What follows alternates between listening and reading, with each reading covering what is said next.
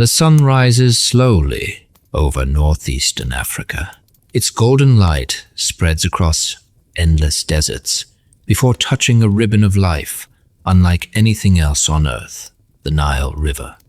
Every year, as it had for thousands of years, the Nile overflowed its banks. Dark, fertile soil replaced dry sand, transforming the valley into a narrow strip of green surrounded by one of the harshest deserts on the planet.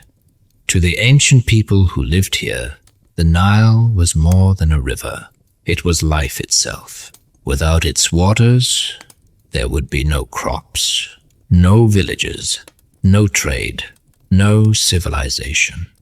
Long before the pyramids pierced the sky, long before kings wore golden crowns, the people of the Nile lived in scattered farming communities, each struggling to survive in a world shaped by nature. They built simple homes from mud bricks and reeds. They planted wheat and barley in the rich black soil left behind by the annual floods. They raised cattle, sheep, and goats. They fished the river's waters and hunted birds that gathered along its marshes. Life followed the rhythm of the Nile. When the waters rose, the fields disappeared beneath the flood. When they receded, farmers rushed to plant their crops. Every season brought hope and uncertainty. A flood too small could bring famine. A flood too great could wash away homes and harvests. For generations, survival depended not on kings or armies, but on understanding the river that sustained them. As villages prospered, people began trading with neighboring communities. Boats carried pottery, grain, stone tools, timber, and precious materials along the Nile's natural highway. Ideas traveled with merchants. New technologies spread from village to village. Communities grew larger. Leaders emerged. Over time, small settlements became powerful regional centers. Each had its own ruler, its own traditions, its own sacred symbols, its own ambitions. Egypt, as we know it today, did not yet exist. Instead, the Nile Valley was divided among competing territories, each seeking wealth, influence, and control over valuable farmland and trade routes. In the south lay Upper Egypt, where the Nile flowed through a narrow valley bordered by towering cliffs and deserts. In the north stretched Lower Egypt, where the river spread into a vast delta before meeting the Mediterranean Sea. Although joined by the same river, these regions developed distinct identities, different crowns, different sacred emblems, different political centers. Their leaders competed for prestige and power. Some alliances formed through marriage and trade. Others ended in conflict, generation after generation. Rival rulers sought to expand their influence. Some conquered neighboring territories. Others disappeared into history, remembered only through fragments of pottery and broken stone. Archaeologists continue to uncover traces of these forgotten kingdoms. Ancient cemeteries reveal increasing social differences. Some graves contain little more than simple pottery. Others are filled with finely crafted jewelry, ceremonial objects, imported goods, and symbols of authority. These discoveries reveal an important truth. Power was becoming concentrated. A new kind of leadership was emerging. The foundations of kingship were already taking shape. Religion also united these early communities. The people believed the natural world was alive with divine forces. The sun brought warmth and life. The river delivered abundance. Animals displayed qualities worthy of reverence. Falcons soared high above the valley, symbolizing strength and heavenly authority. Bulls represented power and fertility. Serpents inspired both fear and protection. These sacred symbols would later become central to royal authority. Long before the first pharaoh claimed divine status, the beliefs that supported kingship were already deeply rooted in Egyptian society. As centuries passed, competition intensified. Control of farmland meant survival. Control of trade meant wealth.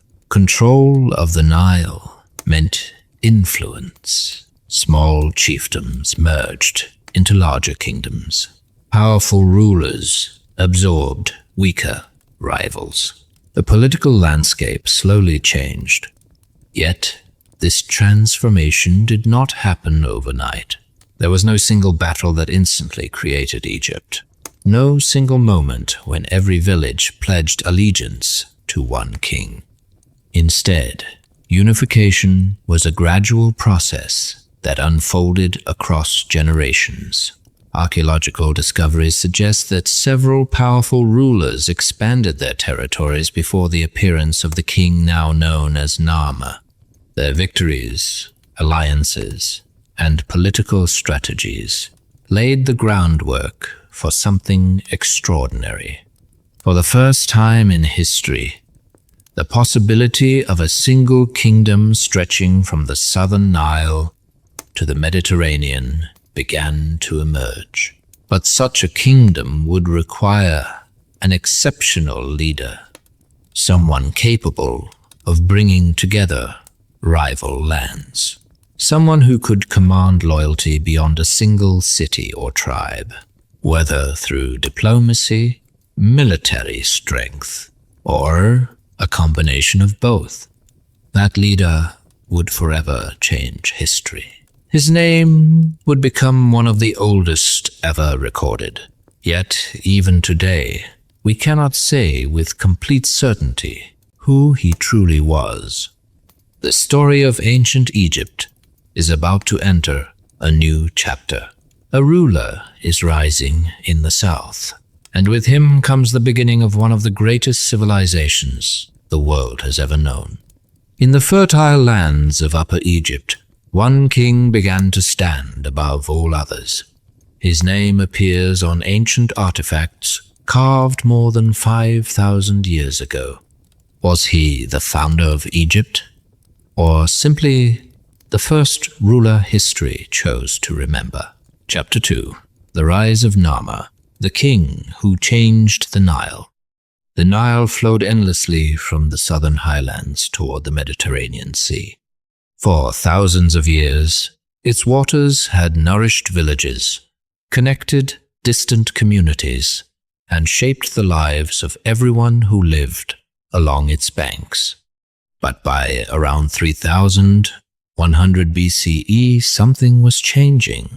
The small chiefdoms that once dotted the valley were disappearing. In their place, larger and more powerful kingdoms emerged. Among them, one kingdom in Upper Egypt was growing stronger than all the others. Its rulers expanded their influence northward, forging alliances, controlling trade routes, and extending their authority over neighboring lands. It was here that history introduces a king whose name would survive for more than 5,000 years. Narmer, unlike many rulers who came before him, Narmer left behind evidence that can still be seen today. His name appears on ceremonial objects, seal impressions, pottery fragments, and ivory labels discovered at some of Egypt's earliest royal sites. These remarkable artifacts do not tell his entire story, but together they reveal the shadow of a powerful ruler standing at the dawn of recorded history. Narmer was not born into the Egypt we recognize today. He inherited a world divided by rival kingdoms, competing traditions, and ambitious leaders. The south and north shared the life-giving Nile, but they remained politically separate. Upper Egypt, stretching through the narrow river valley, had developed its own royal traditions and symbols. Lower Egypt, spreading across the fertile delta, possessed different customs, powerful regional centers, and its own competing rulers. Whoever hoped to unite these lands would face an immense challenge. Victory required more than military strength. It demanded leadership, political skill, economic control, and the ability to convince people that one ruler could govern two very different worlds. Archaeologists believe Narmer ruled from Thinis, although the exact location of this early royal capital remains uncertain. Nearby lay Abydos, one of Egypt's oldest sacred cities, and the burial place of some of the earliest kings. Excavations at Abydos have uncovered royal tombs, seal impressions, and inscriptions that offer precious clues about the rise of Egypt's first dynasty. Each discovery adds another fragment to a story written thousands of years before the construction of the pyramids. Yet much remains unknown. Unlike later pharaohs, Narmer did not leave behind lengthy inscriptions describing his victories or achievements. There are no grand autobiographies carved into temple walls, no detailed chronicles written by royal scribes. Instead, historians must reconstruct his life from scattered archaeological evidence. Every carved symbol, every broken fragment of pottery, every seal impression, each piece becomes part of an enormous historical puzzle. As Narmer's influence expanded, the balance of power along the Nile began to shift. Trade flourished. River traffic increased. Control over valuable resources strengthened the authority of Upper Egypt's rulers. Copper, gold, ivory, exotic stones, and fine craftsmanship flowed through expanding trade networks. Wealth brought prestige. Prestige attracted allies. And alliances often determined the fate of kingdoms. But prosperity also created competition. Powerful rulers sought control over fertile land and strategic river crossings. Political tensions intensified.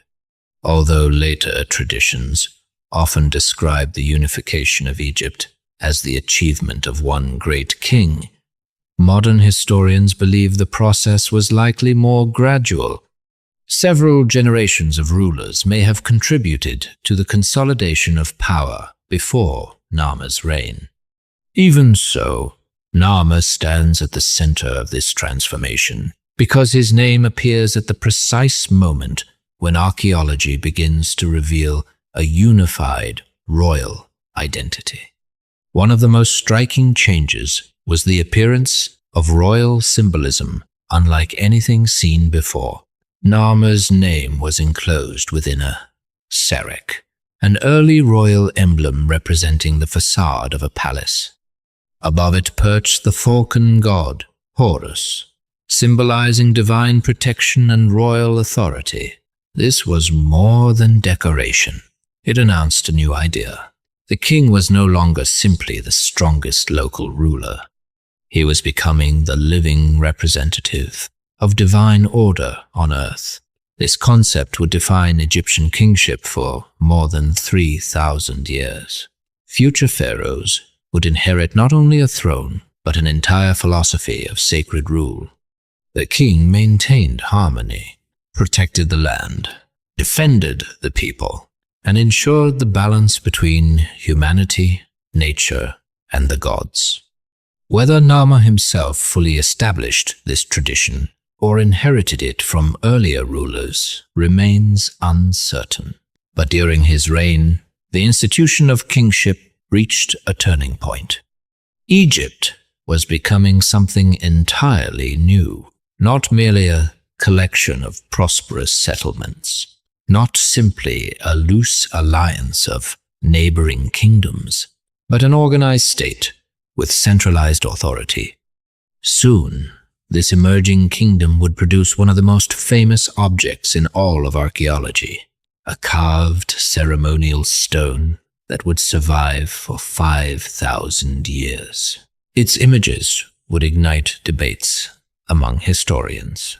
Its symbols would become icons of ancient Egypt, and its mysterious scenes might preserve the earliest visual story of a king claiming authority over the two lands.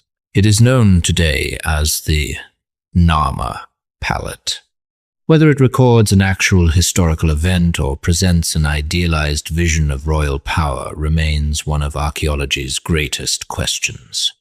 To understand Narmer's legacy, we must examine this extraordinary artifact, an object that continues to shape our understanding of Egypt's earliest history.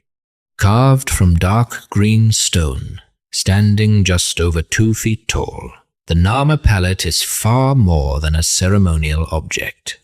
It is a masterpiece of political symbolism, and perhaps the oldest surviving image of a king creating a nation. But what exactly does it show? And can a single artifact reveal the birth of ancient Egypt? Chapter 3. The Narmer Palette, Stone that Changed History. In the dry desert climate of Egypt, countless treasures have been swallowed by time. Temples crumbled. Cities vanished beneath layers of sand. Royal tombs were plundered. Ancient records disappeared.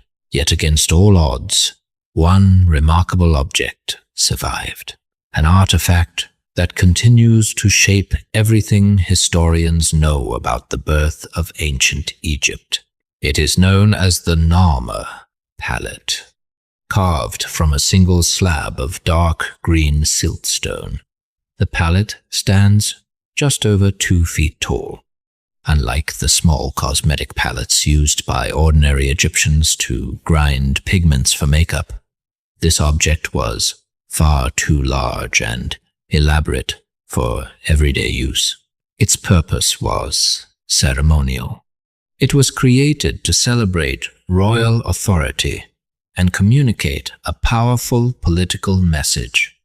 Discovered in 1898 by British archaeologists James Quibell and Frederick Green at the Temple of Horus in Hierakonpolis, the palette was found among a cache of sacred objects carefully buried in antiquity. Even then, it was already thousands of years old. Today, it is preserved in the Egyptian Museum in Cairo, where it remains one of the most important artifacts from Egypt's earliest dynastic period. Every surface of the palette is covered with finely carved images. There are no long, written explanations, no detailed accounts of battles. Instead, its creators spoke through symbols. Every figure, every animal, every gesture was carefully chosen to convey meaning. At the top of both sides of the palette appears the face of the goddess Bat, one of Egypt's earliest cow deities, whose divine presence watches over the king. Between the two divine faces sits a rectangular frame known as a serech. Inside it is the name of the king, Narmer. Above the serech stands the falcon god Horus, protector of kings and symbol of divine authority. From the very beginning, the message is unmistakable. This king rules with the blessing of the gods. On one side of the palette, Narmer wears the tall white crown of Upper Egypt. He towers over everyone around him. His muscular body is shown larger than every other figure, emphasizing his supreme status. This artistic convention, known as hierarchical scale, would become a defining feature of Egyptian art for the next 3,000 years. Before him kneels a defeated enemy. Narmer grips the prisoner's hair with one hand, while raising a heavy ceremonial mace with the other. It is one of the earliest known examples of what scholars call the smiting pose. Again and again throughout Egyptian history, pharaohs would be shown in this same powerful stance, defeating the enemies of order. To the right stands Horus. The falcon rests upon a cluster of papyrus plants, symbols traditionally associated with Lower Egypt. From the papyrus emerges the head of a captive man. The imagery suggests domination over the northern lands. Whether this scene represents a real military victory or a symbolic declaration of royal authority remains one of archaeology's greatest debates. Some scholars believe it commemorates an actual campaign that helped unite Egypt. Others argue it represents an ideal image of kingship rather than a specific historical event. The evidence does not allow absolute certainty, and that uncertainty makes the palette even more fascinating. Turning the artifact over reveals another extraordinary scene. Here, Narmer wears a different crown, the red crown of Lower Egypt. This single change carries enormous significance. Together, the white crown and the red crown represent the two lands. By appearing with both, Narmer may be proclaiming authority over a united kingdom. He walks in solemn procession, accompanied by attendants carrying royal standards. Ahead of him lie rows of decapitated enemies. Their bodies stretch across the ground while their severed heads rest neatly between their feet. To modern eyes, the scene appears brutal. To ancient Egyptians, however, it symbolized the triumph of order over chaos. Kings existed to defeat disorder and restore balance. Violence in royal art often represented political stability rather than celebration of bloodshed. Near the center of the palette appears one of its most mysterious images. Two long-necked mythical creatures intertwine their necks into a perfect circle. Modern historians often call them serpopods because they combine features of serpents and leopards. No one knows exactly what these creatures meant. Some scholars believe their intertwined necks symbolize the joining of Upper and Lower Egypt. Others think they represent cosmic harmony or the bringing together of opposing forces. Their true meaning has been lost with time. At the bottom of the palette, another powerful image appears. A mighty bull crashes through the walls of a fortified city while trampling a defeated enemy beneath its hooves. Throughout ancient Egypt, the bull symbolized royal strength. The message is unmistakable. No fortress could withstand the king. No rival could resist his power. Yet despite these dramatic scenes, historians urge caution. The Narmer Palette was almost certainly a ceremonial monument. Like many royal monuments throughout history, it was designed to project authority. It presents the king as victorious, chosen by the gods, and destined to rule. That does not necessarily mean every image records an actual historical event exactly as it happened. Modern governments use monuments, paintings, and public ceremonies to shape national identity. Ancient kings did much the same. The Narmer Palette may therefore combine historical memory with political symbolism. It tells us how Narmer wished to be remembered. Whether every scene reflects literal history is impossible to prove. Even so, the palette remains one of the most important archaeological discoveries ever made. It captures the moment when Egyptian kingship first appears fully formed, The symbols introduced here would endure for more than 3 millennia. The crowns, the falcon, the smiting king, royal processions, divine authority, all became permanent features of pharaonic civilization. But one question continues to divide historians.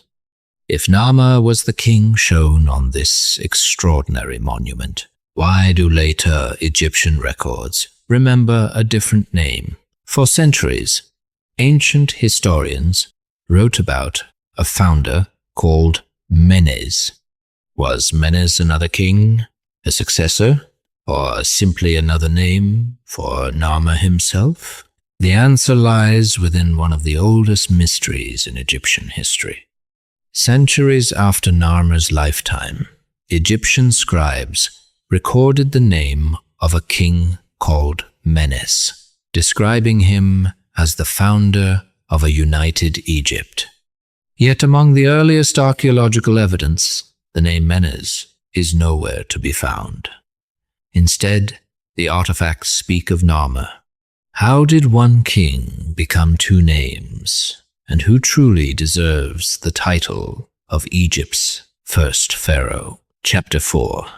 Menes or Narmer, the first pharaoh mystery. History is often written by those who come long after the events themselves. As generations pass, memories fade, stories become legends, legends become official history. Sometimes the names of great rulers are preserved with remarkable accuracy. At other times, they are transformed, merged, or even forgotten. The story of Egypt's first pharaoh stands at the crossroads of history and memory. For more than 2,000 years after Narmer lived, Egyptian priests and scholars looked back to the beginning of their civilization. They compiled king lists, recorded royal genealogies, and preserved traditions about the rulers who had founded their kingdom. Among these records appeared a name that would become famous throughout the ancient world: Menes. According to later Egyptian tradition, Menes was the first king to unite Upper and Lower Egypt into a single kingdom. He was remembered as the founder of the first dynasty and the creator of the Egyptian state. Centuries later, Greek historians, including Herodotus, repeated stories about Egypt's earliest rulers. Another Egyptian priest, Manetho, writing during the 3rd century BCE, also identified Menes as the first king of unified Egypt. His history of Egypt became one of the most influential ancient sources for later generations. Yet, there was a problem. Archaeologists searching the earliest royal tombs, ceremonial objects, and inscriptions could not find the name Menes. Instead, they repeatedly discovered another name, Narmer, seal impressions from Abydos, royal labels, ceremonial artifacts, and, most famously, the Narmer Palette. All pointed toward a king named Narmer, living at precisely the time Egypt appears to have become unified. The mystery deepened. If Menes founded Egypt, where was his name? If Narmer was the first ruler, why did later historians remember someone else? One possibility is that Narmer and Menes were actually the same individual. Ancient Egyptian kings often possessed multiple names. In later periods, pharaohs used a formal royal titulary consisting of several different names, each expressing a different aspect of kingship. Although this naming system was not yet fully developed during Narmer's time, early rulers may still have been known by more than one name. Some Egyptologists suggest that Narmer may have been his Horus name, while Menes represented another royal or personal name remembered by later generations. If true, the mystery would be solved. Narmer and Menes would simply be two names for the same king, but not every scholar agrees. Another theory proposes that Menes was actually Narmer's successor, a king known today as Horaha. Horaha ruled during the early First Dynasty and left behind abundant archaeological evidence of his own. Some researchers argue that Horaha may have completed the process of political unification begun during Narmer's reign. If later traditions celebrated the ruler who firmly established the kingdom rather than the one who began the process, Horaha could have become remembered as Menes. This possibility reflects an important reality of history. Major political changes rarely happen overnight. Empires are seldom created in a single battle. Nations often emerge through decades of gradual expansion, diplomacy, and consolidation. Egypt may have followed the same pattern. Narmer could have achieved decisive victories over rival kingdoms. His successors may then have strengthened central authority, organized administration, and secured lasting unity. In that case, asking who founded Egypt may be like asking which stone built a pyramid. Every layer depended upon the one beneath it. Modern archaeology continues to provide new evidence, but many questions remain unanswered.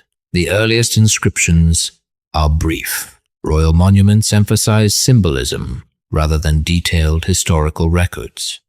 Many sites have been damaged by time, flooding, looting, and erosion.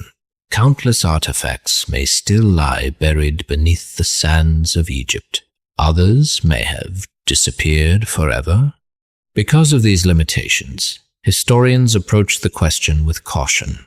Today, the majority of scholars recognize Narmer as the strongest archaeological candidate for the first ruler of a unified Egypt. At the same time, many acknowledge that the relationship between Narmer and the legendary Menes cannot yet be proven beyond doubt. Rather than presenting certainty where none exists, archaeology teaches humility.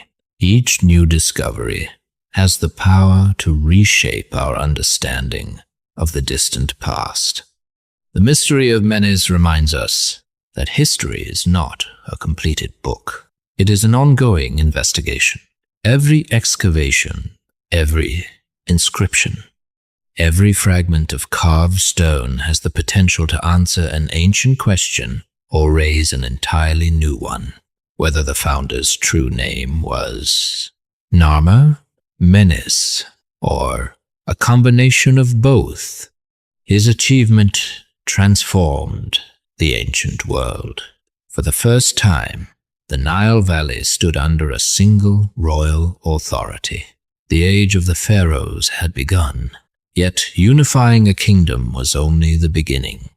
A nation required more than a victorious king.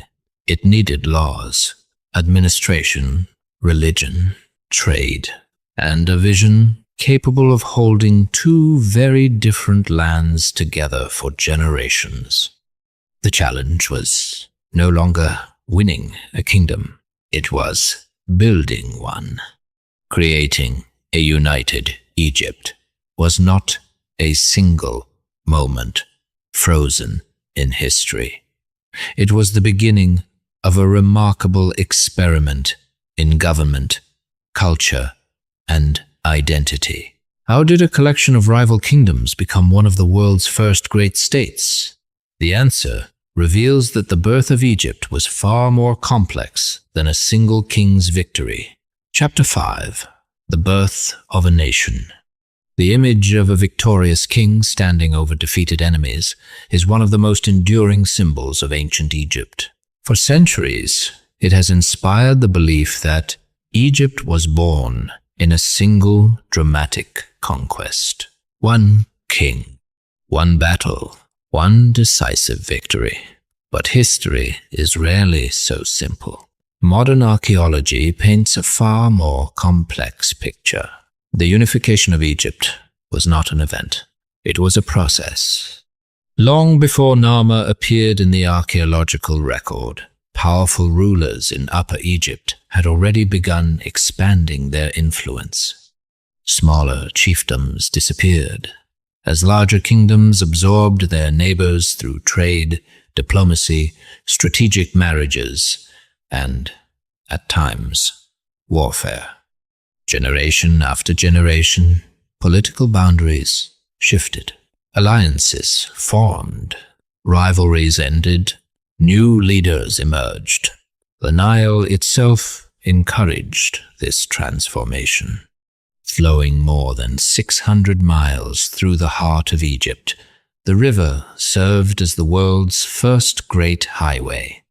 Boats could carry grain, stone, timber, livestock, and people from one settlement to another with remarkable efficiency.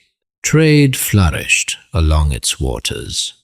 Communities that had once lived in isolation became increasingly connected. As commerce expanded, so did the need for organization. Farmers depended upon predictable irrigation. Merchants required secure trade routes. Craftsmen sought reliable supplies of raw materials. Religious ceremonies demanded coordination between temples and local leaders. The larger these communities became, the more difficult it was to govern them independently. A centralized authority offered solutions that scattered rulers could not. Taxes could be collected more efficiently. Labor could be organized for massive public projects. Trade could be protected. Disputes could be settled under a single royal administration. For ordinary Egyptians, a united kingdom meant more than political change. It promised greater stability, a secure food supply, safer travel along the Nile, and protection against outside threats. The king became more than a military leader. He became the guardian of order. Ancient Egyptians called this sacred balance Ma'at. Ma'at represented truth, justice, harmony, and the proper order of the universe. Without it, the world would descend into chaos. Floods might fail. Harvests could wither. Violence could spread across the land. Maintaining Ma'at became one of the pharaoh's greatest responsibilities. Every victory over an enemy symbolized the triumph of order over disorder. Every successful harvest demonstrated that harmony had been preserved. The king ruled not only through strength, but through the belief that the gods had entrusted him with protecting the natural balance of the world. This idea would shape Egyptian civilization for more than 3,000 years. Unlike many neighboring kingdoms that rose and fell through constant internal conflict, Egypt developed a remarkably stable political system. Its centralized government became one of humanity's earliest and most successful experiments in state administration. Royal officials were appointed to oversee agriculture, taxation, construction, and trade. Scribes carefully recorded harvests, property, and supplies. Their writing preserved information that allowed the government to manage resources across vast distances. The emergence of writing transformed administration. Simple symbols evolved into hieroglyphs capable of recording names, titles, religious beliefs, and economic transactions. Although writing had begun developing before unification, the growth of a centralized kingdom accelerated its importance. The government needed accurate records. The kingdom needed communication. History itself began to take shape. Religion also played a central role. in holding the kingdom together. Local gods continued to be worshipped throughout Egypt, but the king became the link connecting every region. He was viewed as the earthly representative of Horus, the falcon god, whose divine authority extended across both Upper and Lower Egypt. This shared religious identity strengthened political unity. People from distant communities who spoke slightly different dialects and followed local traditions could now see themselves as part of one kingdom under one sacred ruler. Even the symbols of kingship reflected this unity. The white crown represented Upper Egypt.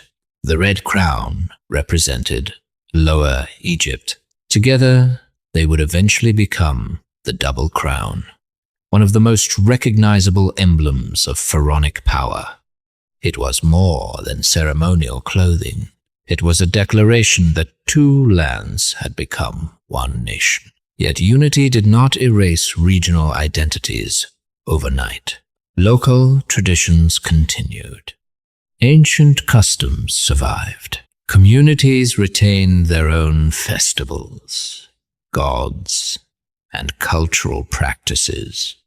Egypt's strength came not from eliminating diversity, but from bringing different regions under a shared political and religious framework. This delicate balance helped create one of history's longest-lasting civilizations. For nearly 3,000 years, despite periods of invasion and internal conflict, the idea of a united Egypt endured. Its foundations were laid during these earliest generations of kings. Whether Narmer completed the process himself or inherited decades of political change, his reign marked a turning point. The scattered kingdoms of the Nile Valley had become something entirely new. A civilization capable of building monuments that would astonish the world. A government that could command thousands of workers. A culture whose influence would reach across continents and survive millennia. But every kingdom must confront the same question. How does a ruler ensure that his authority will continue after death? For Egypt's earliest kings, the answer lay beneath the desert sands. There, they built the first royal tombs, places that reveal not only how they lived, but what they believed awaited them beyond this world. Long before the pyramids rose above the desert, Egypt's earliest kings prepared elaborate resting places beneath the earth. These royal tombs contain some of the oldest clues to the birth of pharaonic civilization and to the beliefs that would shape Egypt's vision of eternity. Chapter 6. The First Royal Tombs.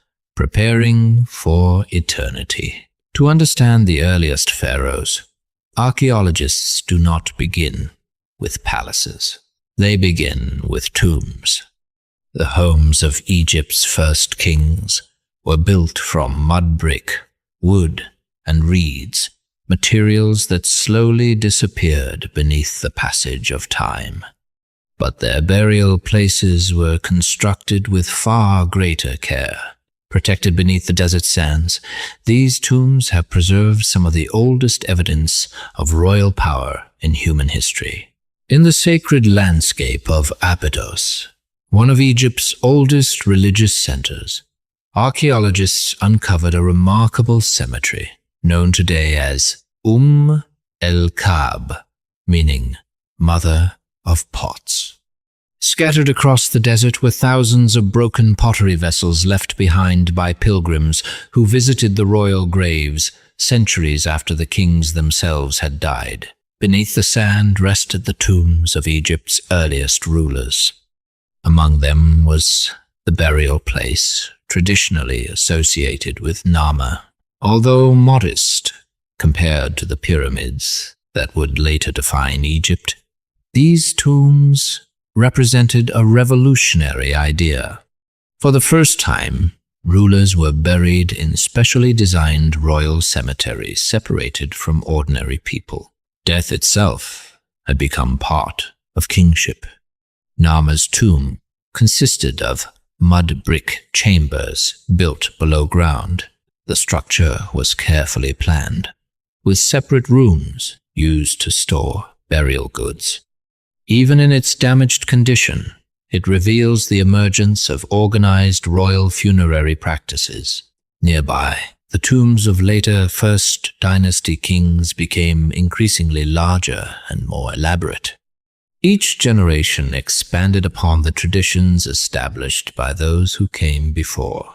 Inside these royal burials, archaeologists discovered pottery filled with food and drink, stone vessels carved with extraordinary precision, ivory objects, jewelry, copper tools, weapons, and finely crafted ceremonial items. These were not simply treasured possessions.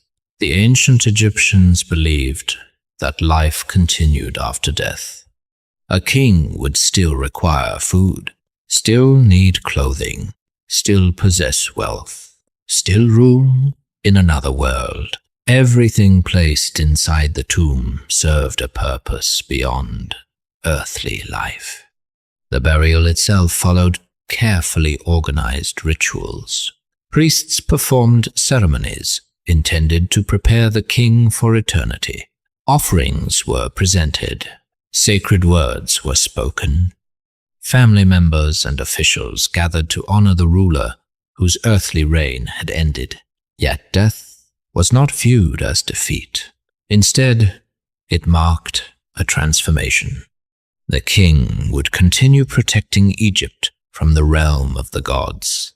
This belief would eventually become one of the defining features of Egyptian civilization. As archaeologists continued excavating the royal cemetery, they uncovered a discovery that raised difficult questions.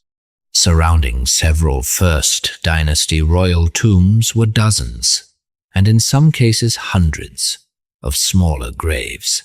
These belonged to servants, officials, craftsmen, and members of the royal court.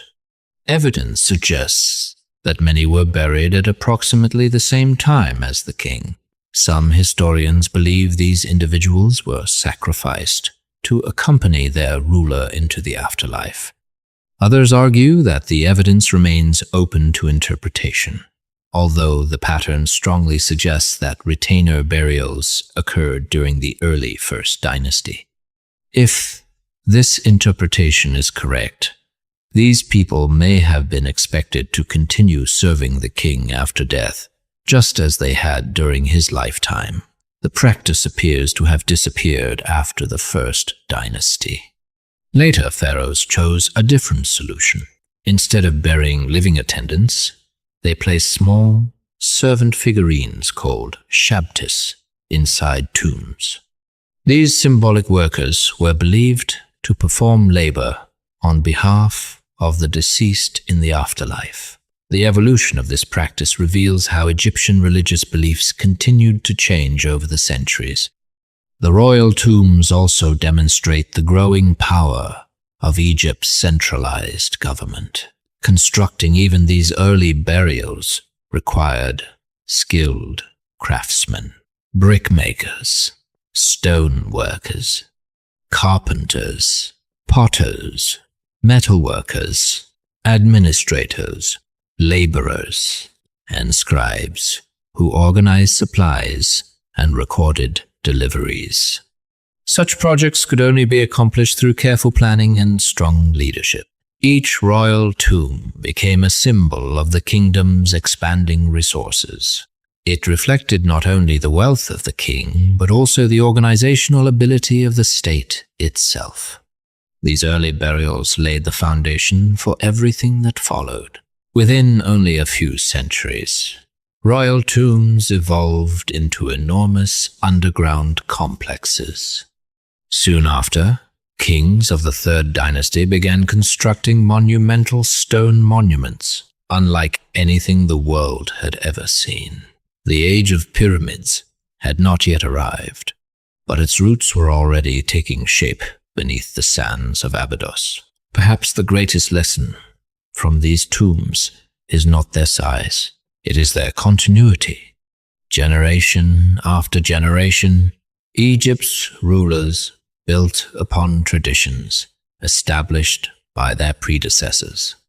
The burial customs begun during the reign of Narmer, and the earliest kings would influence Egyptian religion, architecture, and royal ideology for nearly 3,000 years. Yet even as these tombs preserved fragments of the past, they also revealed how much has been lost. Most burial goods had been looted long ago. Organic materials had decayed. Many inscriptions had vanished forever. The silence inside these chambers reminds archaeologists that every discovery is incomplete. Every artifact tells only part of the story. To understand the birth of Egypt, historians must combine archaeology, ancient texts, art, and careful interpretation. Only then can the earliest chapters of civilization begin to emerge from the shadows of time. The tombs reveal how Egypt's first kings prepared for eternity, but they cannot answer every question. To uncover the true story of Egypt's beginnings, archaeologists must rely on scattered clues, damaged inscriptions, and artifacts separated by thousands of years. The greatest mystery is not what we have found, but everything that has disappeared forever. Chapter 7. The Lost Evidence. Why Egypt's first king remains a mystery. Imagine trying to tell the story of a modern nation with only a handful of photographs, a few broken monuments, and scattered pieces of paper buried beneath the earth for 5,000 years. That is the challenge archaeologists face when studying the birth of ancient Egypt. Unlike later pharaohs, whose reigns are recorded in temples, tombs, and thousands of inscriptions, the earliest kings ruled before history was written in great detail. The world of Narmer survives only in fragments. Every discovery offers new answers, but every answer raises new questions. The sands of Egypt have protected many ancient treasures. They have also hidden countless others forever. Cities built from mud brick slowly crumbled beneath the wind and rain.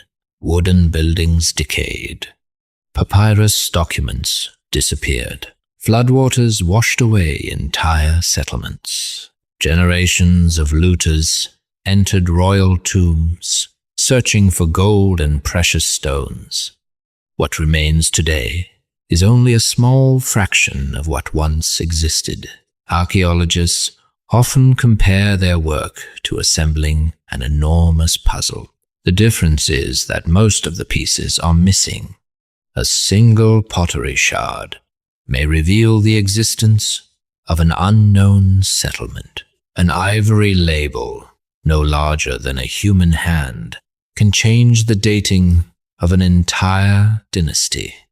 A carved seal impression may identify a king previously known only from legend. Each discovery has the power to rewrite history.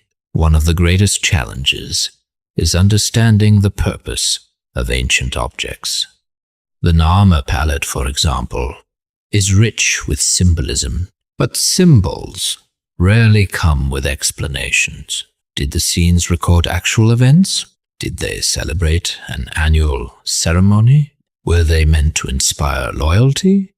Or were they created as sacred offerings for the gods? Without written descriptions from the people who made them, scholars must carefully compare evidence from many different sources. Interpretation requires patience and humility. The earliest Egyptian writing presents another challenge. During Narmer's lifetime, hieroglyphic writing was still developing. Many inscriptions consist of only a few symbols. Often they identify names, titles, or ownership rather than describing events. The long historical records that later pharaohs commissioned simply did not yet exist. As a result, historians cannot read detailed accounts of Narmer's campaigns, his policies, or even the length of his reign. Silence fills the gaps where history should be. Even later records must be treated with caution. Centuries after Egypt became a powerful kingdom, scribes created king lists, honoring the rulers of the past. These lists were never intended to satisfy modern historians. Some omitted kings considered illegitimate.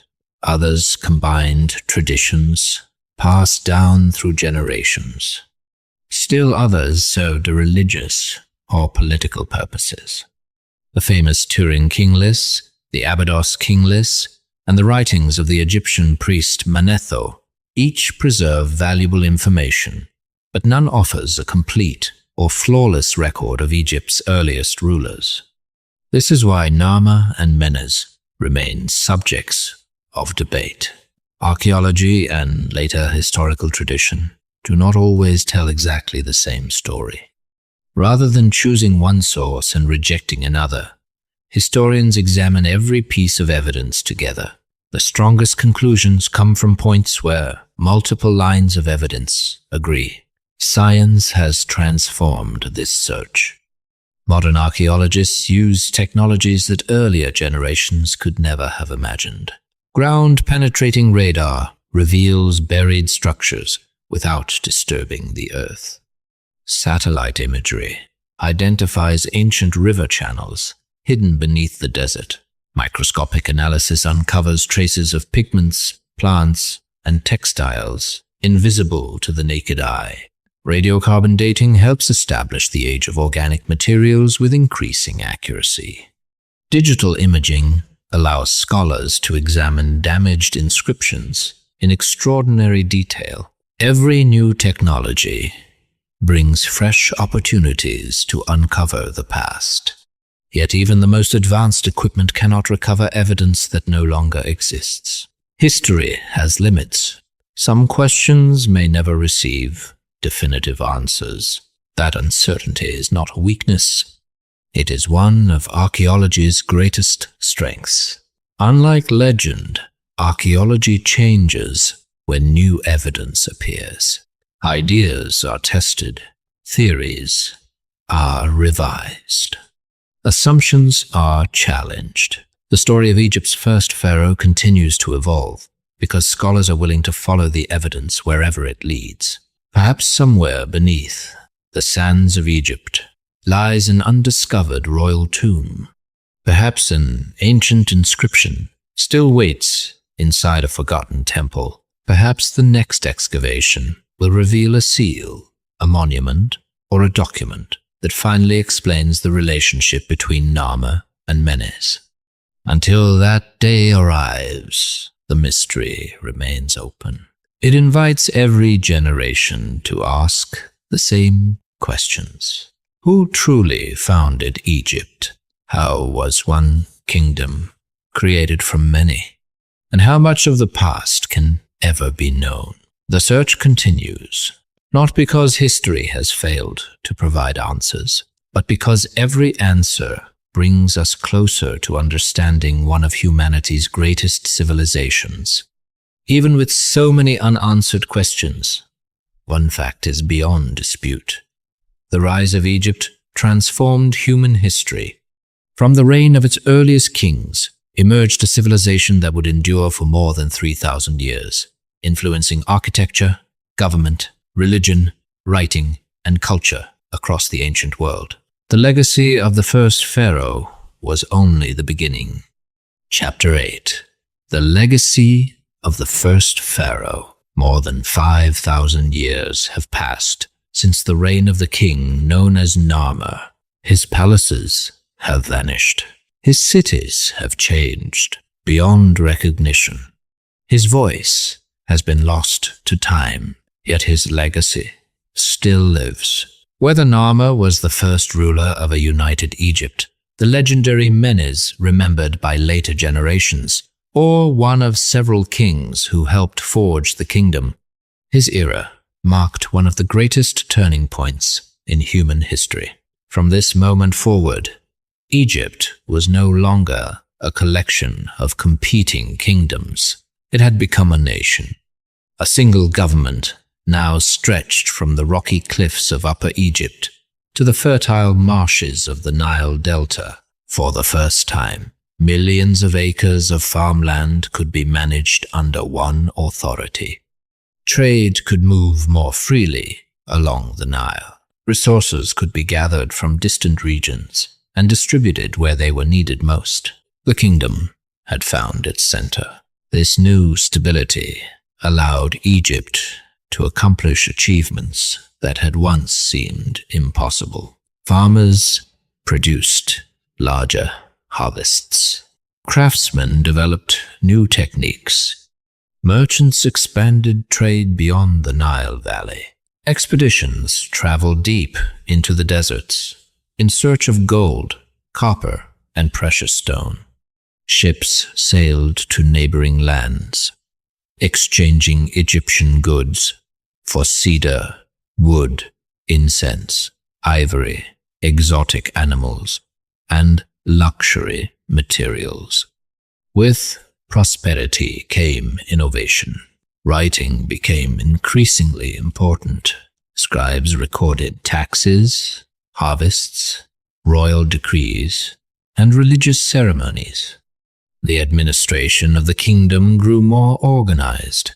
With each generation, government officials supervised construction, agriculture, and trade, creating one of the world's earliest centralized states. The role of the pharaoh also evolved.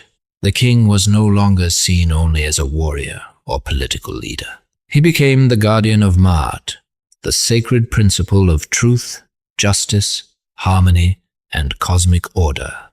Every successful harvest, every peaceful season, every victory over foreign enemies, these were believed to reflect the pharaoh's ability to maintain balance between humanity and the gods. This belief gave Egyptian kingship remarkable stability. For thousands of years, nearly every pharaoh would present himself as the protector of order against the forces of chaos. The traditions established during the First Dynasty became the foundation upon which later rulers built their greatness. Only a few centuries after Narmer's reign, King Djoser commissioned the Step Pyramid at Saqqara, the first monumental stone structure in history. Later came the colossal pyramids of Giza, the Great Sphinx, the magnificent temples of Karnak and Luxor, the royal tombs carved into the Valley of the Kings. None of these achievements appeared suddenly. They were made possible by the centralized government that emerged during Egypt's earliest dynasties. The influence of early Egypt extended far beyond architecture. Its systems of administration inspired later civilizations. Its artistic conventions remained remarkably consistent for centuries. Its religious beliefs shaped daily life from the Mediterranean coast to the southern frontier. Its symbols of kingship, the white crown, the red crown, the double crown, the crook and flail, and the falcon of Horus became enduring emblems of royal authority. Even the image of the pharaoh endured. Again and again, Egyptian artists portrayed the king standing confidently before the gods, leading armies, performing sacred rituals, protecting the people. These images traced their origins back to the earliest royal monuments, including the Narmer Palette. Its artistic language became the visual foundation of Egyptian civilization. Yet perhaps the greatest achievement of Egypt's first rulers was something less visible. they created a shared identity. Before unification, the people of the Nile Valley belonged primarily to local communities. After unification, they belonged to Egypt. Generations grew up seeing themselves as part of a single kingdom, united by one river, one crown, and one divine kingship. That idea proved stronger than any monument. Empires would rise and fall around Egypt. Foreign armies would invade. Civil wars would divide the land. Yet the vision of a united Egypt endured for more than 3,000 years. It became one of the longest-lasting political traditions in world history. Today, archaeologists continue to search for new evidence about the first pharaoh. Every excavation brings fresh discoveries. Fragments of pottery, seal impressions, burial goods, ancient inscriptions. Each artifact adds another sentence to a story that is still being written. The mystery has never truly ended. It has simply become part of the fascination. Perhaps that is the greatest lesson Narmer leaves behind. History is not built only from certainty. It is built from questions. The search for answers drives every generation to look deeper into the past. Some mysteries may never be solved completely, but they continue to inspire exploration, curiosity, and discovery. 5,000 years ago, one ruler, or perhaps several, helped transform scattered communities into one of the greatest civilizations the world has ever known.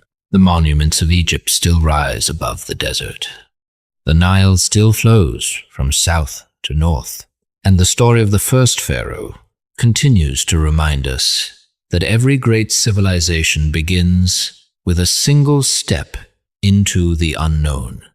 A lone falcon circles high above the Nile as the sun sets beyond the western desert. The river glows beneath the fading light, just as it did at the dawn of Egyptian civilization. Somewhere beneath those ancient sands, secrets still wait to be discovered. Perhaps the greatest chapter of Egypt's beginning has not yet been found. Chapter 9 echoes beneath the sand. The desert is never truly silent. With every shifting dune, the sands of Egypt conceal and reveal fragments of a forgotten world, a broken seal, a carved stone, a fragment of pottery. Each discovery is a whisper from a civilization more than 5,000 years old. For archaeologists, the story of Egypt's first pharaoh is far from complete. Excavations continue at Abydos, Hierakonpolis, Saqqara, and countless other ancient sites. Every season brings new discoveries. Sometimes they answer long-standing questions. More often, they create entirely new ones. Modern technology has transformed the search. Satellite imagery reveals buried structures invisible from the ground. Ground-penetrating radar detects walls and chambers hidden beneath the desert without disturbing the soil. Three-dimensional scanning allows damaged inscriptions to be studied in extraordinary detail. Microscopic analysis uncovers traces of pigments, fabrics, and organic materials that survived for thousands of years. What once seemed impossible is now part of everyday archaeological research. Yet technology cannot replace evidence that has vanished forever. Most of the buildings from Egypt's earliest dynasties were constructed from mud brick. Rain, floods, earthquakes, and time slowly erased them. Royal archives written on papyrus decayed long ago. Countless monuments were dismantled by later generations, their stones reused in new buildings. The Egypt we study today is only a fraction of the kingdom that once existed. This is why archaeology demands patience. No single artifact can tell the whole story. Instead, historians gather hundreds of small pieces, comparing each discovery with ancient texts, artistic traditions, burial customs, and scientific analysis. Like assembling a puzzle with most of its pieces missing, every conclusion remains open to revision. The mystery surrounding Narmer reflects this process perfectly. A century ago, scholars knew very little about Egypt's earliest rulers.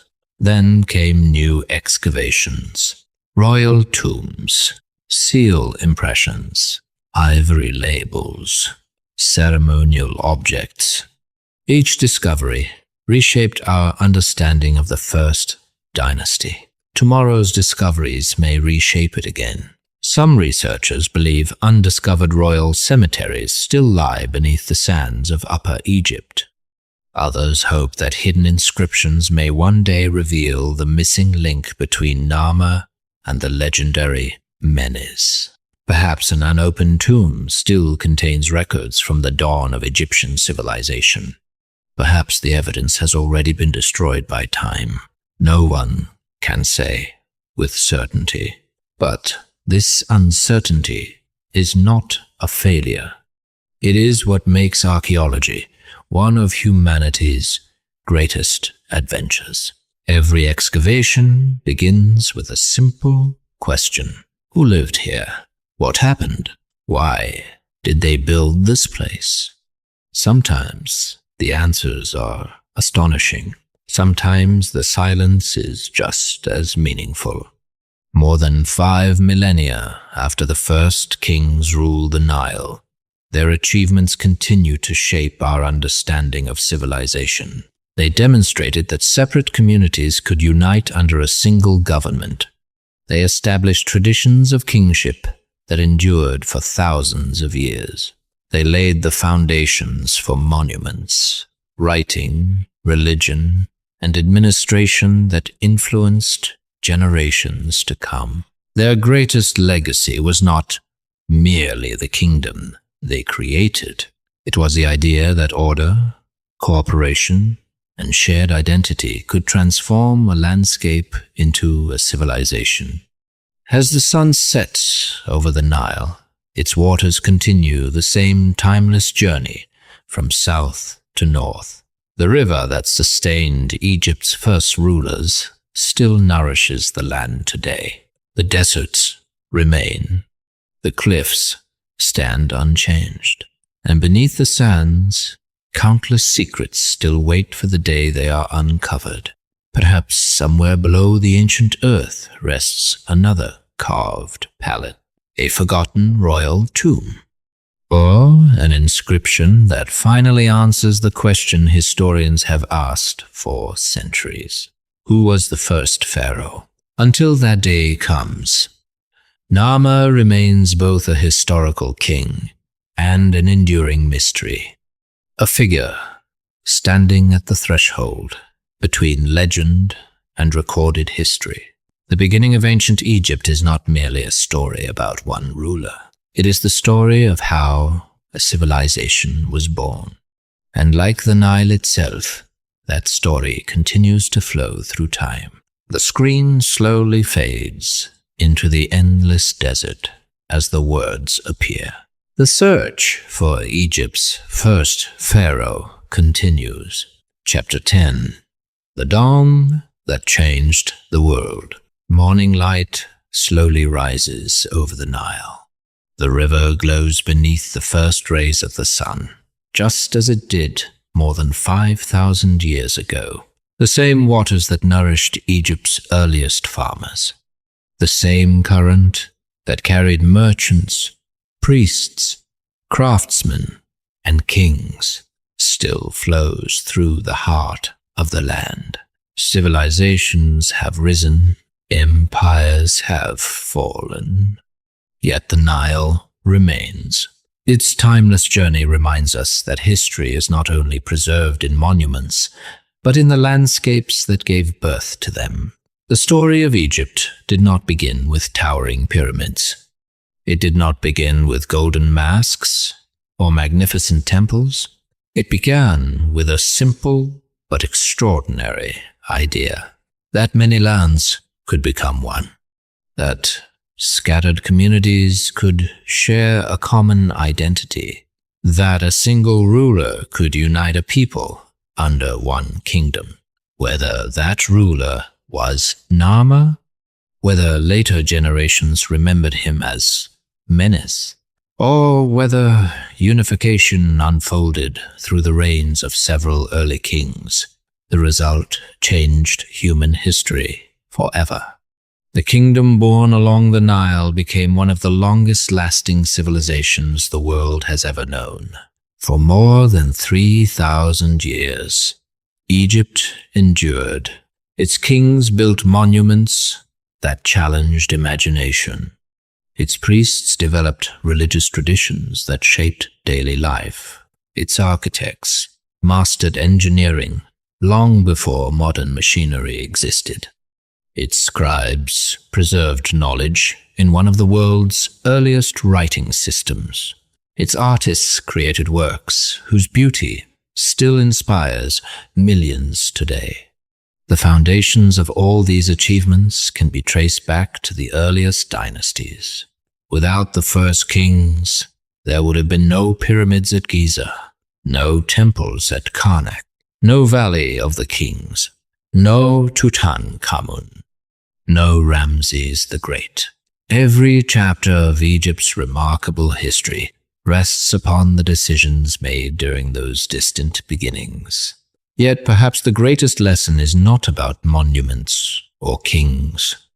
It is about discovery. Every generation asks new questions. Every generation uncovers new evidence. Archaeologists continue to excavate forgotten tombs. Scientists develop technologies capable of revealing details once thought impossible to recover. Each new discovery reminds us that history is never truly finished. There are still cities hidden beneath the desert. Still inscriptions waiting to be translated. Still royal tombs that may never have been opened.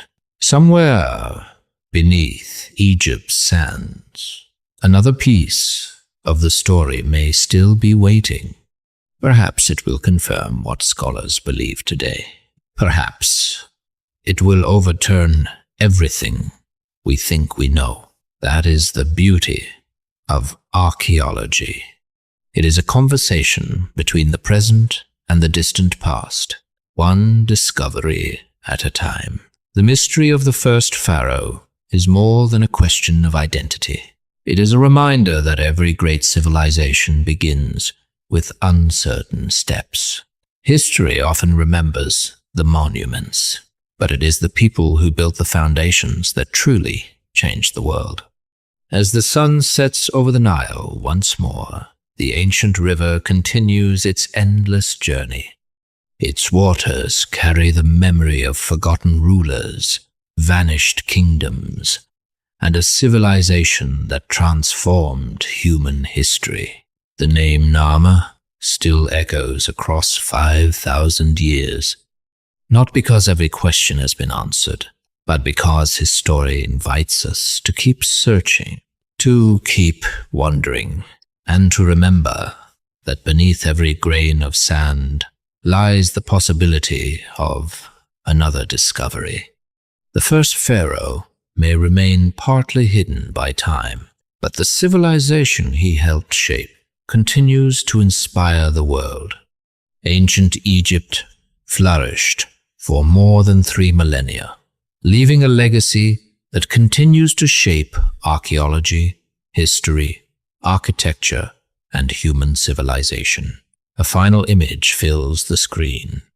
The Nile at sunrise, a falcon soaring across the sky, the desert stretching endlessly beyond the horizon. As our journey comes to an end, we leave behind the monuments, the temples, and the royal tombs of ancient Egypt, but the questions they inspire remain as powerful today as they were thousands of years ago. The story you have just witnessed is not a legend created for entertainment, nor is it a complete historical record preserved without interruption across the centuries. It is a careful reconstruction based on archaeology, ancient inscriptions, historical texts, and decades of scholarly research. Every scene, every artifact, and every conclusion presented throughout this documentary has been guided by the best evidence currently available. Yet, like every investigation into the ancient world, this story remains incomplete. Unlike later periods of Egyptian history, the age of the first pharaohs left behind relatively few written records. There are no detailed royal biographies describing Narmer's childhood, his ambitions, or the decisions he made during his reign. There are no eyewitness accounts explaining how the kingdoms of the Nile were united. Instead, historians must work with fragments, broken pottery, carved stone palettes, seal impressions, royal tombs, and inscriptions containing only a handful of symbols. Each discovery is like a single sentence from a book, whose remaining pages have been lost. For more than a century, archaeologists have carefully assembled these fragments, comparing them with one another, testing old theories, and developing new interpretations as additional evidence comes to light. Every excavation adds another piece to the puzzle. Sometimes, a discovery confirms what scholars already suspected. At other times, it challenges long-held assumptions and forces historians to reconsider the earliest chapters of Egyptian civilization. This is the true nature of historical research. History is not static. It is not a collection of facts carved permanently into stone. It is an ongoing conversation between the past and the present, shaped by evidence, careful analysis, and a willingness to change our understanding when new discoveries emerge. The mystery surrounding Egypt's first pharaoh perfectly illustrates this process. Today, Narmer is widely recognized by many Egyptologists as the strongest archaeological candidate for the first ruler of a unified Egypt. His name appears on some of the earliest royal artifacts ever discovered.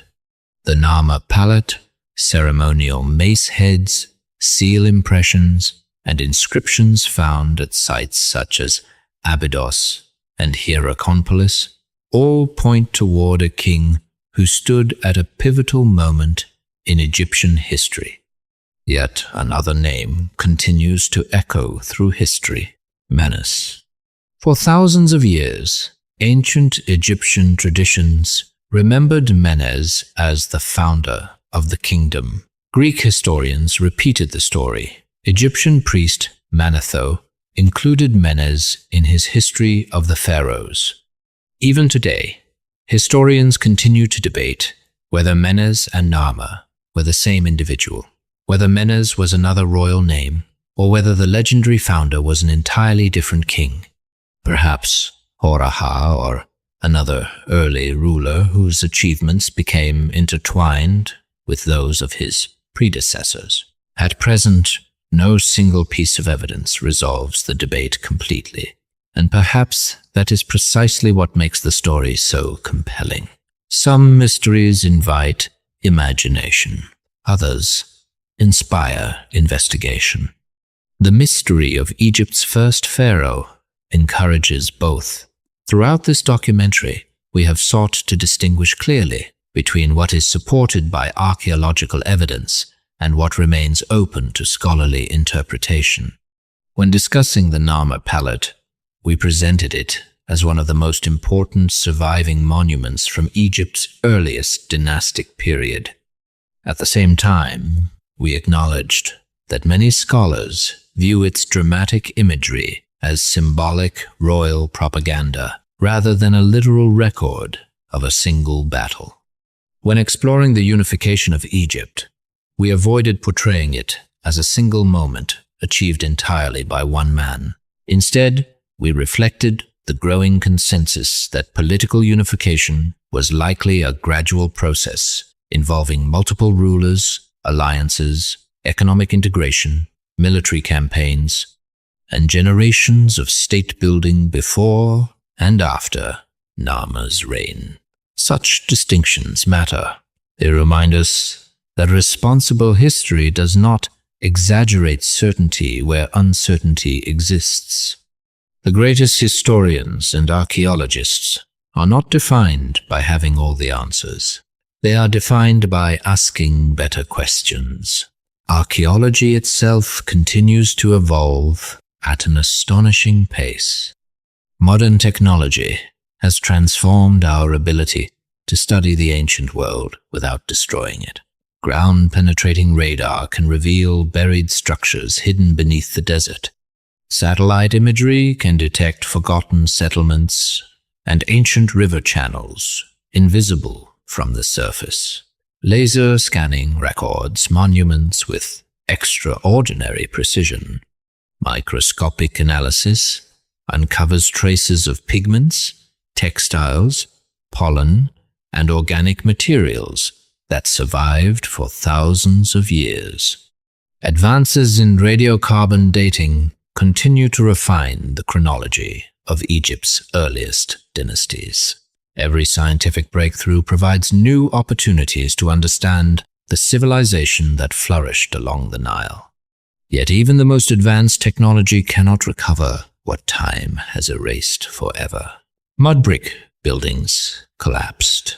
Papyrus documents decayed. Wooden structures disappeared. Royal tombs were looted. Temples were dismantled by later generations seeking building materials. Floods altered landscapes. Wind buried entire settlements beneath layers of sand. The Egypt we study today represents only a fraction of the civilization that once existed. What survives is extraordinary. What has been lost is almost beyond imagination. This realization should inspire not disappointment, but wonder. Imagine how many stories remain hidden beneath the sands. How many forgotten rulers still await discovery. How many inscriptions have yet to emerge from unopened tombs. How many answers lie buried beneath landscapes that have remained undisturbed for 5,000 years. History continues to unfold with every excavation. The search for Egypt's beginnings is far from over. Future generations of archaeologists may uncover evidence that transforms our understanding of Narmer, Menes, or the earliest dynasties altogether. A single inscription, a royal tomb untouched by looters, a forgotten administrative archive, or even a ceremonial monument hidden beneath centuries of sand. Any one of these discoveries could reshape the story we have told today. That possibility is one of archaeology's greatest strengths. Unlike myth, archaeology is guided by evidence. Unlike legend, it welcomes revision.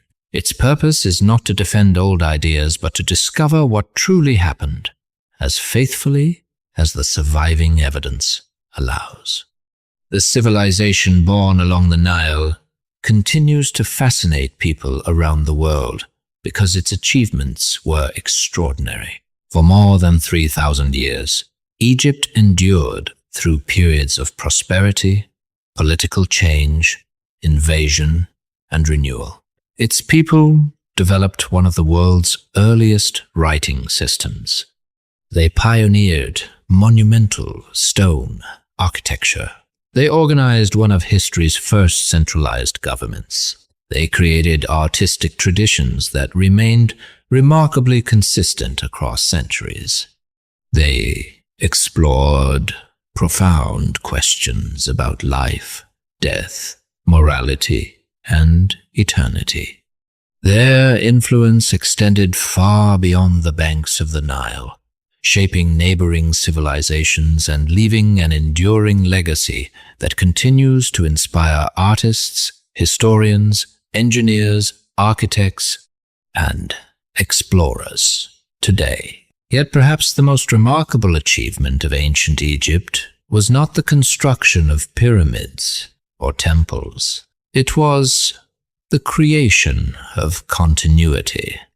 Generation after generation, Egyptians preserved their traditions while adapting to new challenges. They honored the past without losing sight of the future. That continuity began during the earliest dynasties. It began with rulers whose names are only partially known, with craftsmen whose identities have been forgotten, with farmers who depended upon the Nile's annual floods, with scribes who recorded the first symbols of a civilization, and with countless ordinary people whose lives made extraordinary achievements possible. History often remembers kings, but civilizations are built by entire societies. As you leave this documentary, perhaps the most important question is not simply, who was the first pharaoh? Perhaps the greater question is, how do civilizations begin? What inspires people to unite? What transforms scattered communities into lasting nations? How do ideas survive across thousands of years? Ancient Egypt offers one remarkable answer. Its beginnings remind us that great civilizations are not created overnight. They emerge through cooperation, innovation, resilience, leadership, and the shared belief that a better future can be built together. 5,000 years later, the Nile still flows. The deserts still guard their ancient secrets. The temples still stand against the passage of time. And somewhere beneath the sands of Egypt, new discoveries are almost certainly waiting. Perhaps one day, another archaeologist will uncover the missing piece that finally reveals the complete story of Egypt's first pharaoh. Until then, Narmer and perhaps Menes will remain standing at the threshold between history and legend.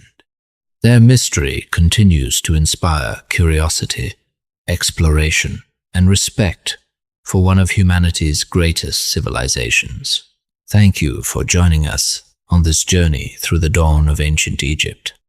May the spirit of discovery continue to guide us, reminding us that every artifact has a story, every monument preserves a memory, and every unanswered question carries the promise of a new discovery. The past is never truly gone.